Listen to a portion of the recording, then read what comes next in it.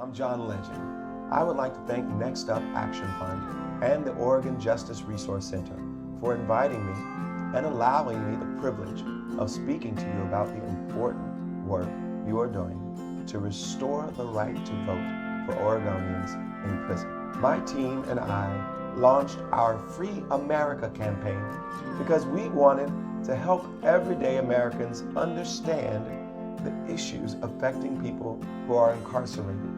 Everyone affected by the decisions of our democracy should have a say in it. People in prison have a direct stake in what happens within their four walls, as well as what happens outside.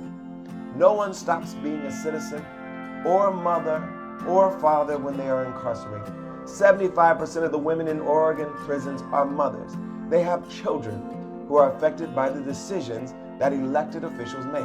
Restoring the right to vote is a simple but incredibly powerful way to keep people connected to their communities, ensuring that they have the chance to help shape the future for their family. Oregon's law preventing people in prison from voting dates to the 1850s, when the state constitution was created with the clear intention of creating a state for white people, with exclusionary laws against Black, Asian, and Native people.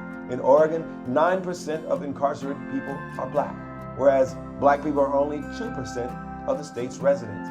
The disproportionate rates of incarceration of Black, Latinx, and Indigenous people means they are disproportionately disenfranchised. And when you restore the right to vote, that is racial justice in action. I did want to touch on the whole voting situation, but before I do that, I wanted to know about your support system, like from when you first got in up until now, and how much that has helped you. Yeah, it's helped me a lot, actually. So there's been a few people that have been there for me from the very beginning, through the whole 24 years, and my mom is one of them. She's been a constant presence, which is good. I don't think I would have been able to do this without her, sticking by me. And then my old girlfriend from high school and her mom have also stuck around the whole time. Okay. I was real close to both of them, and her mom was like a second mom to me. So I have had a lot of support from them. But also in more recent years, in the last 10, 15 years, there's been a handful of people that I'm really close with, and one of them also is OJRC, who I mentioned in the last 2 or 3 years. They've been real supportive of their organization. And then the other organization that's been real supportive is U of O. I take college classes here through the U of O Inside Out program. Okay. And so they bring in professors and students into the institution, and we have class. And that's been really great. I mean, I learned a lot, and they have a lot of the professors are just awesome, and real huge support system, and so that's helped. But over the years, even like at McLaren, there's a lot of good things and bad things about that place, but there's staff there that were extremely helpful. One of which was the one that met with my victim's parents, and without some of the work that she did and the support that I had from her and a doctor over there, I think I would be in a completely different place now. So I'm grateful for that. Okay. So you did graduate high school and you have moved on to college. Yeah, I graduated when I was in McLaren. They have Lord High School is the high school at McLaren, and Okay. so I graduated from there in 2000, and then took some online courses, and then didn't do the college thing for a while. I was being a knucklehead for a good 10 years, and just was not able to do it. And then when I came out here to OSTI in 2016, I think it was, I got involved with U of O, and I have 48 college credits through them. Oh, wow. And I took some other correspondence classes through this place called Adams State University. Okay. And then plus the credits I had before. So I think I have somewhere around 80 credits total. Okay. Oh, well, that's really good to hear. Congratulations. Do you like school? Has that been a positive?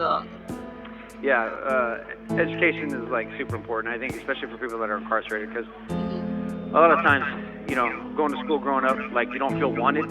Like I came from a poor neighborhood, and I didn't do very well in school. I played sports, and that was like really the only thing that kind of kept me in line. I tore my ACL when I was in 8th and 9th grade, and couldn't play sports anymore. So then I didn't want to go to school, and that was like kind of the end of school for me. But I think for people that are incarcerated, I mean, it gives them a chance to like empower them, and I think they've shown too that the recidivism rates for people that have gone to school while they're incarcerated, I don't know exactly what they are, but they go down tremendously if you just educate people why they're incarcerated. So I think it's important for that reason, but also, it's like if you want to be a part of society, you kind of, you got to learn the rules and learn, how to make money and how to, get educated. Yeah, absolutely. So it's important. Yeah, absolutely. Actually, that's very good that you said that, because I came from a very abusive home, and I had the privilege of going to really good schools, but I never concentrated at school because of what was going on at home. And it wasn't until later on as an adult that I realized how important education was and how much I had actually, because of what was going on at home, I never excelled. And it wasn't until I was older that I was able to do it. So yeah, it's crazy. I think a lot of the guys here, like going to school was like, it was for me. It felt like just another place where I wasn't wanted. Like I didn't feel like I fit in with all like the kids that came from good homes and like did normal everyday things. I never felt like I really fit in, so I didn't like going.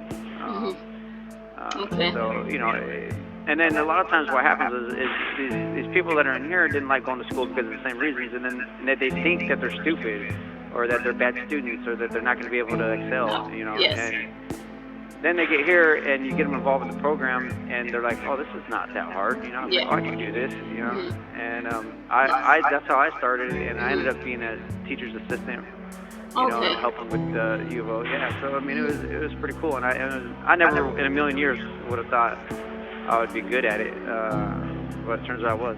So. Oh, that's great. That's honestly, it's very. I've sat down with a few other gentlemen, and it's very refreshing to see how you lived in your perspective since you've been in prison. It's a very different outlook.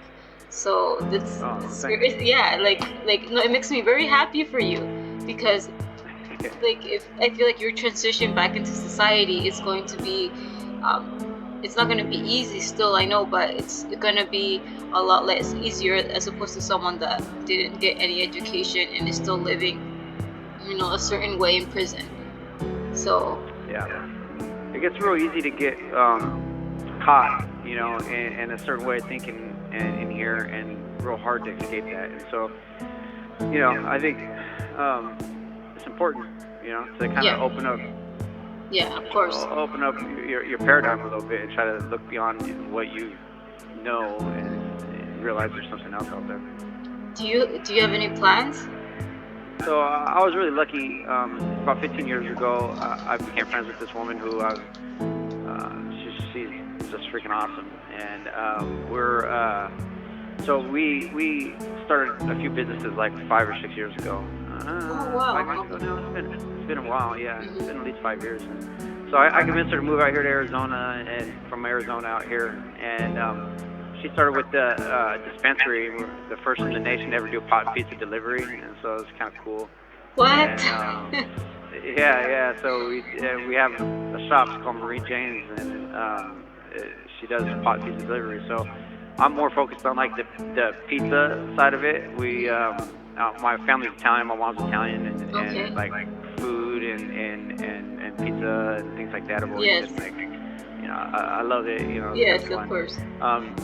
So when she did the dispensary, I had the idea like, hey, maybe pot pizza would take off, and Brilliant. And so yeah, we built a little commercial kitchen, and so when I get out, I'll be managing the pizza part of it and doing that, and then we also were able to purchase some commercial real estate, the strip malls that we were in. So now I'll be managing that and kind of doing that. So that's kind of where I'm going when I get out. I got a good job and I got some money put away. So I think I'll be ready to hit the ground running. Oh wow, this is. Do you think that you would have accomplished all this if you hadn't had any outside support? Like if it had just been you and.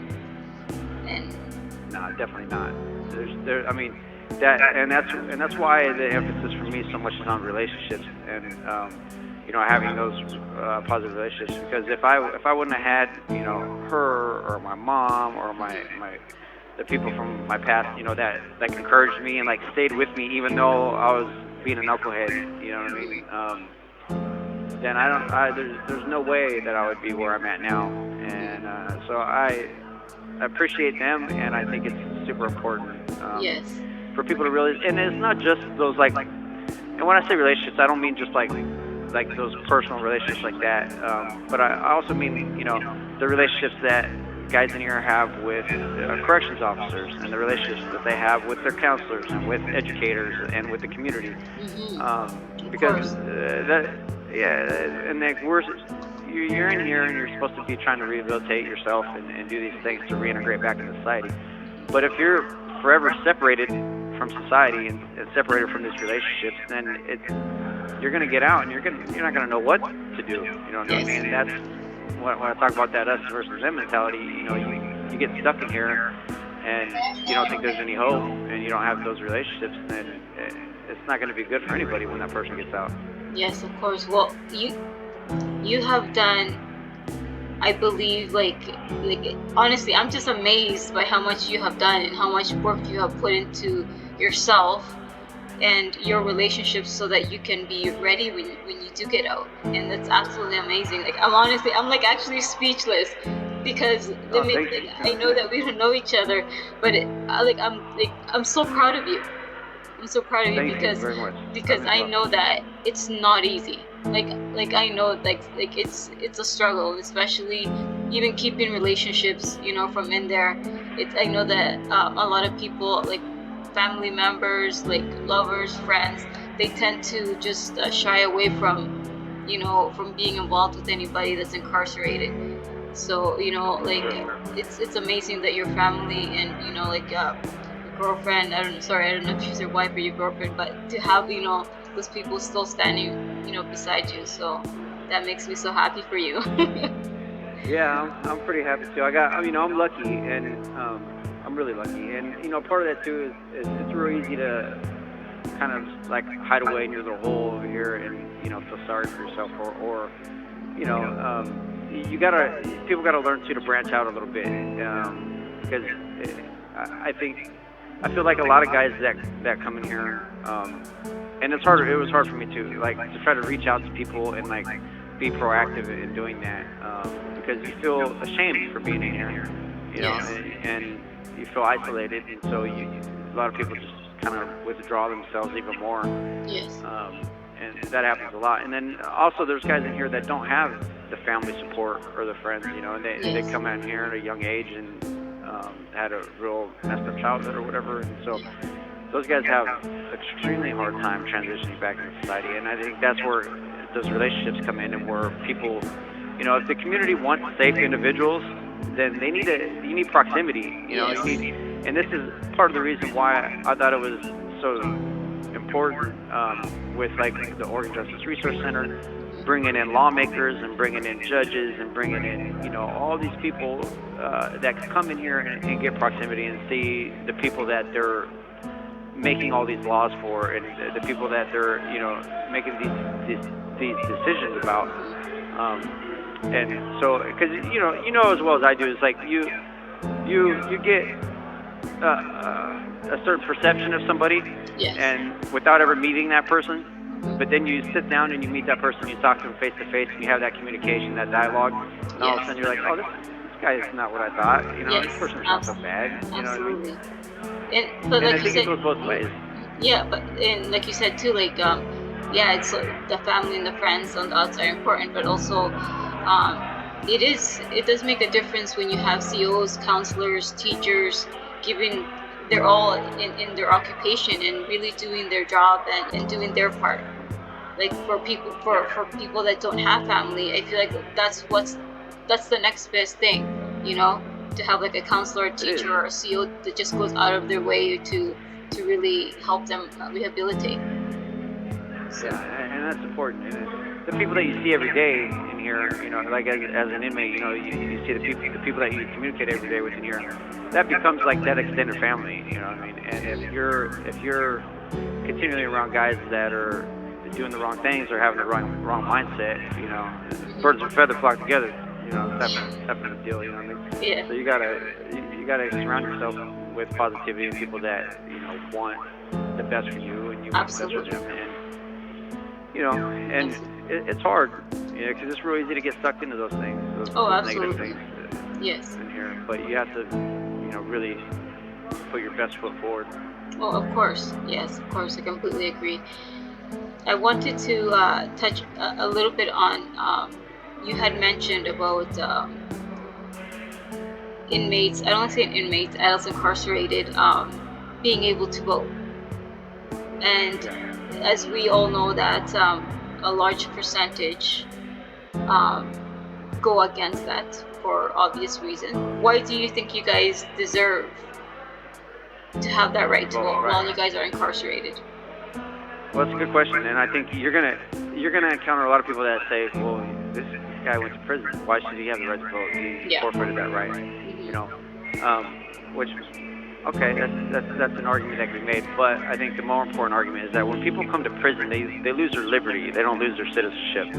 So Absolutely. I'm still a citizen of the United States, and I've lost my right, to be free. I've lost my liberty, but I'm still a citizen. And so when you start taking citizenship from people, then you're talking about a whole nother level. I mean, you're talking about,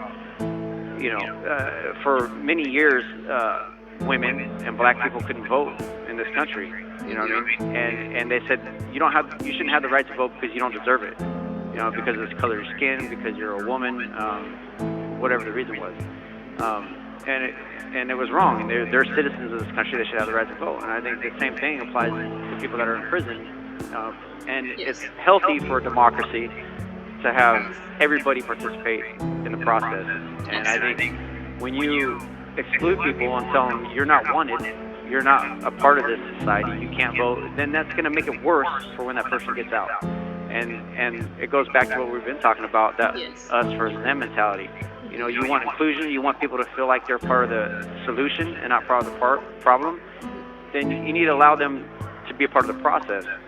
And I think giving AICs, what they call it now, AICs, inmates, the right to vote would go a long way in showing that, like, yeah, you are part of this community. You're responsible for this community, just like we're responsible for this community. And there's no better way to exercise that responsibility than with the right to vote. And you look at Oregon and some of the stuff. Oregon is literally one of the most, it started off and still is to some degree, is one of the most racist states in the union. It was illegal to be a black person in the state of Oregon. It was illegal for them to even set foot in this state. And so a lot of what happens with excluding people to vote is, you're excluding people. Those exclusions were put in place at the same time that these laws excluding black people and women and minorities to vote were put in place. So it's all connected, and I think that many people don't think about it, but it's something that is important as a democracy and for the people that are in prison. And there's 2 states already that allow prisoners the right to vote, Maine and Vermont. And I think it's Maine and Vermont. And both of them were written into their constitution. So if Oregon passes this bill, gets a bill passed to allow people to vote, then I think it'll be one of the first states to actually pass legislation allowing prisoners the right to vote. So I think it's important. And I'm hopeful that they can get it passed this next legislative session. Yes, of course, I completely agree. Like you said, that's what they're pretty much doing. It's like they're taking away your citizenship because you can't vote unless you're a citizen. And yes, you guys are being, you guys did something wrong. And I never understood why they take away like absolutely every single right. And I think that it does contribute to the problem where, well, like you said, it's us versus them. And that's never going to change, and the system's never going to change until some laws are changed. And until those laws are changed, will they start seeing some progress in regards to like the violence and just everything that happens inside of a prison. So Yeah, and you want people to act right, then make them feel like they're part of society. absolutely. And that's what you need to do. And I think, it's healthy for them and for the democracy. And another thing is there's absolutely nothing about giving a prisoner the right to vote that is detrimental to the system or that would harm voting in any way or would harm society in any way. All you're doing is allowing these people to be included in a process that they should be included in anyway. And it's not like you have to, here in Oregon we have vote by mail. So we don't have to go to the polls and vote. It comes right to us, we fill it out, and we send it in. And a lot of times people, they say, well, then that creates a voting block. You're going to have all, 14,000 inmates vote all for the same thing. And they're like, well, there's ways around that too. It's like you're voting in the county that you were incarcerated from. So it doesn't create a voting block. And it's a small percentage of the people in prison that would be having an impact on elections. Yes. So, for me, the ridiculous arguments. I think too, like I think that what society has done, and I don't know if other people see it this way, but this is how I see it. How you take a child predator or an individual that has like sexually harmed another person. That's what they use for the face of every adult that's incarcerated. For sure. And that is what really from what I have seen, every single time it's always a child predator that gets put like just and so if it does help people from, okay, yeah, you're right, they shouldn't be able to vote, because so basically all you guys are child predators, all you guys are are rapists, and so until that actually gets until people actually start talking about it, like, hey, like why do you always have to put this certain act, right, of violence, or like, why does this have to always be the face of it? But nobody ever says anything. No, it's scare tactics. People, politicians are just as guilty of it. They'll use scare tactics and say, pick out the worst possible thing that they can think of and say, oh, look at this person. If we change the laws, then this person's going to get out. Or if we change the laws, then this person's going to live next to you, or he's going to be able to vote. Like, do you want this person voting? You know what I mean? And when 90% of the people, and I mean, the majority, I've been in prison for, 24 years. And the whole time I've been in prison, and this just come from me, I'm no psychologist or anything, but in the time that I've been in prison, I've met a very small handful of people that I thought should never get out of prison. The majority of people in here are good people who just made bad mistakes, had rough childhoods, rough upbringing. But if they're given the opportunity to be, a part of society, and then they can shine. They really can shine. And there's some smart guys in here that have tremendous skill, and they don't get to showcase any of that because so many times they're just being told that they're not good enough. Absolutely. And so, and the thing is, like, I appreciate you saying, what you did about, me working hard to get where I'm at and the things that I'm doing, but the reality is, like, I'm not the only one. There's plenty of guys in here that have worked extremely hard on themselves and are ready to get out and hit the bricks and be successful. You know what I mean? And you see so many times on TV. You turn on the TV and you got lockup on there, and it's just a bunch of guys, with tattoos all over their face, yelling and screaming at each other. You know what I mean? And it's just another stereotype about people in prison. Exactly. It's just that happened with COVID when it hit. They were like, hey, let's release some inmates, And that was the first thing. They're like, well, look, you're releasing this person did this person did that. So yes, it is a scare tactic, and it needs to stop, because like you said, you are not the only one. There's so many others that, that are just have been fighting at a chance to get out, and that's been stripped away from them. A lot of them will never know that feeling of going home. You're gonna be released. I don't know yet, for sure, but it looks good. Everything looks good. So Okay. when we got Senate Bill 1008 passed, it wasn't retroactive, so it didn't apply to me. Okay. But the governor has fortunately commuted the sentences. So far, 74 of us that are now eligible to go up for parole. So I was one of those ones. So I'm very grateful for that. So I'll be able to go up for parole here in the next few months. But I'm also eligible for like the second clemency, that is immediate release. I've done over 50% of my time, and right now I'm waiting to hear something about that. So with any luck, I'll hear something here in the next few months. Hopefully, be going home. Well, that's great. It was a pleasure meeting you, Anthony. Your story has really, it just made me so happy, because just from where it started, I'm very, very proud of you, and thank you so much for sharing your story with me and my audience. And I truly, truly appreciate it. I wish you nothing but the best, and I hope that you have people in your corner. You may not know us, but we are in your corner, and we hope the best for you. Well, I really appreciate that. And I appreciate what you're doing, getting the word out there, and doing what you're doing. Because, it takes, and really, we can only do so much, us guys in here. We need advocates and people out there that are pushing that line and showing, the rest of the country that these guys Absolutely are not the face of lockup. Exactly. They're much more than that. Absolutely. And your story is just, like I said, it makes me so happy, because you have worked very hard and you've earned it. You've earned to be back in society. And I hope that happens for you very, very soon. Thank you very much. I appreciate that. Okay. But anyway, you take care, and you too. Go Raiders. I love the hat. I'm with that, and I'm hoping to get me to a Vegas game here real soon. Yes. Voting is a civil right. So why are voting rights stripped from incarcerated Oregonians regardless of their sentence?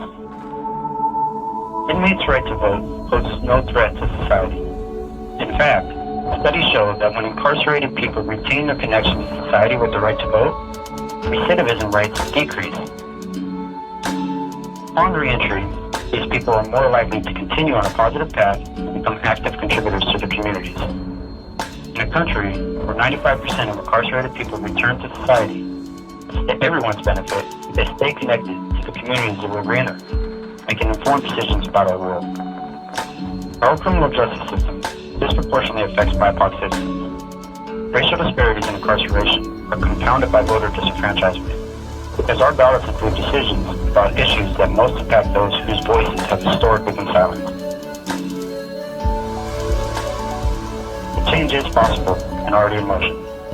Incarcerated people in Maine, Vermont, and Washington, D.C. retain their voting rights, and many more states are working to restore voting rights over the next 2 years. It's time to reject the racist origins of our criminal justice system and shift the conversation towards rehabilitation of incarcerated Oregonians. It means fighting to protect their civil rights. Incarcerated people are our neighbors, and we can invest in their path forward by supporting their autonomy and dignity.